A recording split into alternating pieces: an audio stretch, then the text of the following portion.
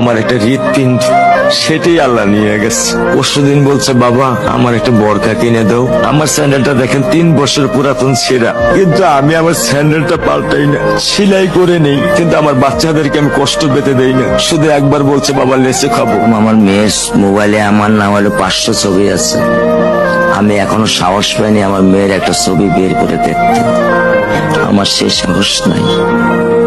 আমি সেই সাহস হারাই ফেলছি, কারণ ও আমার ছিল হৃৎপিণ্ড।